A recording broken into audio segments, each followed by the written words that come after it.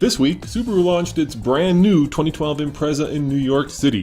Why New York City? Because Subaru knows that many of its core clients live in the city. Of course, many also live in the country. This? Well, that's a new 2012 Subaru Impreza. This is Roman Micah, and this is a fast lane car. Let's take it for a first drive and see how it does.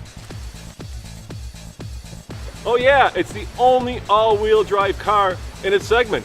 Subaru says the big story is that the new Impreza has the best gas mileage of any all-wheel drive car sold in America. We've improved the fuel economy over 30% to 27 city, 36 highway with all-wheel drive on our CVT models. That's, of course, the best fuel economy of any all-wheel drive car sold in America. The 2012 Subaru is actually the same length and the same width as the old car, but Subaru packages better so that there are 2 more inches of room, and this is where you can really tell the back seat. I'm 6'2", and as you can tell, my feet, well, they fit. They're not happy, but they do fit. Is there more room back there, or is it just more roomy? So we moved some of the hardware that was under the load floor last year.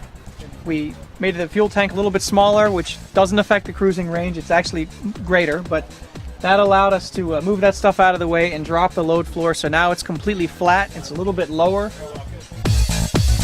We've gone to a tilt adjustable headrest. I think you're unique in that. It's pretty cool. Show me that. So that's going to tilt forward a number, about 5 D10s, 4 or 5, and then when you reach the end, you can go one more and bring it back forward. This may sound strange, but I've driven both the 5-speed and now the CVT, and I actually like the CVT better. The 5-speed seems underpowered and in some ways underwhelming, whereas the CVT, oddly enough, is lively and a little bit more sporty. So this is the new 150 horsepower engine? 148 horsepower FB series engine. The best way to describe the new power of this Impreza's engine, well, it's adequate. Now, strap a turbo on it, add, about 120 more horsepower, and you've really got something. What is that something? Hopefully, in 2 years, the new WRX and STI. This is its own car. WRX STI, I think it was what we previously announced. They kind of split off at this point in time.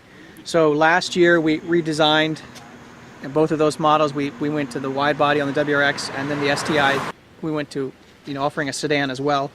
So those cars got a lot of updates last year, so they're going to hang around a little bit longer.